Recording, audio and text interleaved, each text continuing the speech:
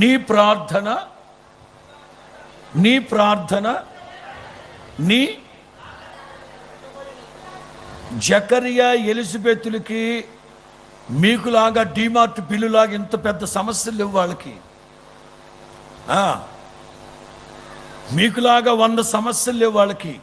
Zechariah Elizabeth వాళ్ళకున్న ఒకే ఒక problem, ఒకే ఒక విన్నపం, ఒకే ఒక ప్రార్థన, సంతానం.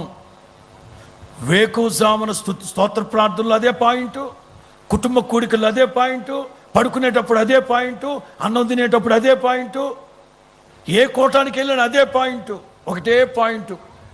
ఇప్పుడు కనుక మిమ్మల్ని అడిగితే ఏదైనా మీ ప్రార్థన విన్నపం ఉంటే ఒకటి చెప్పమంటే ఒకటే. ఏం మాట్లాడుతున్నారు అయ్య గారు, ఏం మాట్లాడుతున్నారు మీరు? ఈ 2024 డైరీ చాలదు మా ప్రార్థన విన్నపాలకి. నేను అంటాను, మన కుడి ప్రక్కన నేను ఎప్పుడు సాయంకాలం 4 గంటల నుంచి 7 గంటల వరకు ప్రార్థన చేసుకుంటాను ప్రతిరోజు. సాయంకాలం 4 గంటల నుంచి 7 గంటల వరకు ప్రార్థన చేసుకుంటాను. 7ంటికి కాఫీ తాగి బ్రష్ చేసి స్నానం చేస్తే 7:30కంతా వచ్చేసాను. ఇవాళ నేను 7:30కంతా వచ్చి కూర్చున్నాను ఇక్కడ. ప్రార్థన చేసుకునేటప్పుడు నేను ఏమని ప్రార్థన చేసుకుంటానో తెలుసా? ముందుగానే మా పిల్లలు అడిగి తెలుసుకుంటారు ఎన్ని గంటలకు మైక్ ఇస్తారంట అని. దాన్ని బట్టి నేను టైం క్యాలిక్యులేట్ చేసుకొని, ప్రభువా నేను నిలబడి పాట పాడినంతసేపు, నేను నిలబడి వర్తమానం చెప్తున్నంతసేపు నా కుడి ప్రక్కన మీరు నిలిచి ఉండాలి. నా కుడి ప్రక్కన మీరు నిలిచి ఉండాలి. మీరు నిలిచి ఉండడం కాదు, నేను ఎప్పుడెప్పుడైతే చెయ్యెత్తుతుంటానో నా కుడి చేతి ప్రక్కన మహిమ కలిగిన బాహువుని మీరు చాపుతూ ఉండాలి. ఒకవేళ మీరు అహంకారం అనుకోవచ్చు, గర్వం అనుకోవచ్చు, ఓవర్ కాన్ఫిడెన్స్ అనుకోవచ్చు, కానీ నా విశ్వాసం మోషే కుడి చేతి ప్రక్కన మహిమ కలిగిన బాహువుని చాపిన వాడు గతించిపోయే పాత నిబంధన పరిచర్య, ఆ మహిమ అంతరించిపోయే మహిమ పరిచర్య అది. నేనైతే మహిమ కలిగిన పరిచర్య పొంది ఉన్నాను గనక, మహిమ నుండి అధిక మహిమని పొందుతూ ఉన్నాను గనక, నేను పాడుతున్నంతసేపు, వర్తమానం చెప్తున్నంతసేపు నా ప్రభు నా కుడి ప్రక్కన నిలబడే ఉండాలి, బాహు చాపుతానే ఉండాలి. అందుకే కొన్ని సందర్భాల్లో చెప్తుంటాను, సమయం గతించింది, ప్రభు వేదిక దిగి మీ మధ్యలోంచి బయలుదేరి వెళ్తున్నాడు, ప్రభువుని పిలవండి అని. సరిగ్గా 16 సంవత్సరాల క్రితం, సరిగ్గా 16 సంవత్సరాల క్రితం 2008వ సంవత్సరం అక్టోబర్ 2వ తారీఖు, ఐ థింక్ నవంబర్, దీపావళి పండగది. అక్టోబర్ 2 కాదు, అక్టోబర్లో దీపావళి పండగ. నాకు బాగా తెలుసు. పరాక్రమము కలిగిన శూరుని వలె అనే వర్తమానం చెప్తున్నాను. ఉదయం 9 గంటల నుంచి సాయంకాలం 4 గంటల వరకు ప్రార్థన. ఒక్కడి నేను నిలబడిన చోట నిలబడి 1/2 గంట వాక్యం చెప్తే 1/2 గంట ప్రార్థన, 1/2 గంట వాక్యం, 1/2 గంట ప్రార్థన, ఇట్లా చేస్తున్నాం.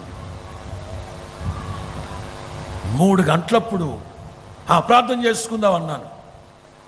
ఒక తల్లి హడావుడికి వచ్చింది. వచ్చి మానిటర్ కొంచెం పెంచండి. ఒక తల్లి వచ్చి చిన్న బిడ్డని చేతులు పెట్టి, అయ్యా ప్రార్థన చేసుకోమంటే నా దగ్గరకు వచ్చేవేంటమ్మా అన్న. కొంచెం దూరంగా వచ్చి ప్రార్థనలో ఉన్నాడు ఒక తమ్ముడు, గోపి, విజయవాడ, బాప్తిస్మ ఇచ్చి ఇమ్మానుయేల్ అని పేరు పెట్టాను. ఎప్పుడైతే కోప్పడుతున్నానో కళ్ళు తెరిచి చూస్తున్నాడంట, ఎవరిని పాస్టర్ గారు ఏమన్నా కోప్పడుతున్నారని. ఏంటమ్మా ప్లీజ్ ఏంటని దగ్గరికి వెళితే 11 గంటలప్పుడు ఈ బిడ్డ చచ్చిపోయాడు. 11 గంటలప్పుడు మానిటర్ పెంచాలి, అవి వినబడుతున్నాయి, పెంచాలి. 11 గంటలప్పుడు బిడ్డ చచ్చిపోయాడు. ప్రార్థన మధ్యలో లెగిస్తే మీరు కోప్పడతారని అట్లాగే ఉన్నా. పిల్లోని పంపించా, బంధువులందరినీ ఇంటి దగ్గరకు రమ్మని. చిన్న ప్రార్థన చేస్తే నేను బిడ్డను తీసుకెళ్ళిపోతాను. బేస్ ఒక 1/2 పాయింట్ తగ్గించాను. నేను వెళ్ళిపోతాను బిడ్డను తీసుకొని. గుండె జల్లుమంది నాకు. 11 గంటలప్పుడు చచ్చిపోవడం ఏంటి, ఇప్పుడు 3 అవుతుంది, ప్లీజ్ పాస్టర్. సరే, అప్పటికే ఫాస్టింగ్ ఉండి ఒక వారం 10 రోజులుగా ఉపవాసం ఉన్నాను కదండి. మోకరించి అక్కడే తల్లి అటు వచ్చి చేయగలరు. ఆ తమ్ముడు చూస్తున్నాడట. 3 రోజుల తర్వాత నేను మందిరంలో ఉన్న రోజున నాకు వచ్చి చెప్తున్నాడు, పాస్టర్ గారు మీరు అలా చేయి చాపారా, మీ మీద నుంచి అగ్నితో బగ మండుతున్న ఒక చెయ్యి మీ భుజాల మీద నుంచి ఆ బిడ్డ, గమ్మత్తు చెప్పనా, నేను ఎప్పుడైతే ఆ బిడ్డ మీద చెయ్యేసానో ఆ చచ్చిపోయిన బిడ్డ 4 గంటలైంది, అప్పటికి ఆ బిడ్డ చచ్చిపోయి చిన్న పసికంది ఉలిక్కి పళ్ళేసి కూర్చున్నాడు. కథలు కాదు ఇవి, కథలు కాదు. 3 రోజుల తర్వాత గోపి చెప్తున్నాడు, అన్నా నేను కళ్ళారా చూశానన్నా, బగ మండుచున్న చెయ్యి మీ భుజాల మీద నుంచి వచ్చి ఆ బిడ్డను ముట్టిందన్నా.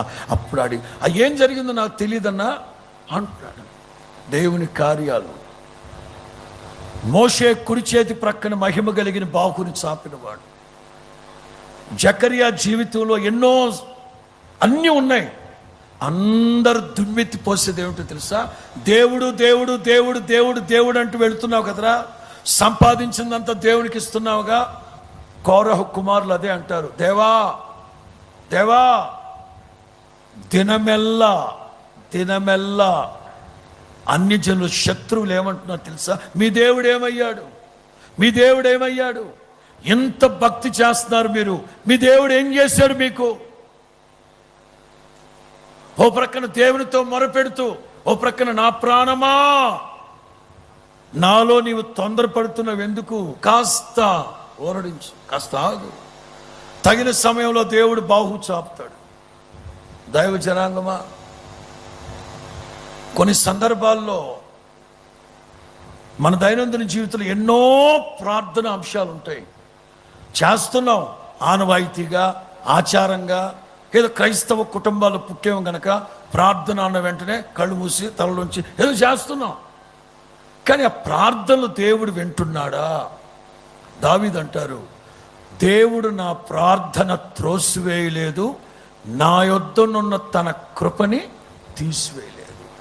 బలిపీఠము కుడి ప్రక్కన నిలవబడిన దేవదూత అంటారు, నీ ప్రార్థన చెప్పాలి, నీ ప్రార్థన వినబడింది. శుభకార్యాలు చూడబోతున్నారు, శుభకార్యాలు అనుభవించబోతున్నారు. మీకు పుట్టబోయే బిడ్డ ద్వారా మీకు సంతోషం, అనేకులకి సంతోషం కలుగునగాక. ఈ శుభరాత్రి క్రీస్తు యేసు నామములో ఆనబెట్టి చెప్తున్నాను.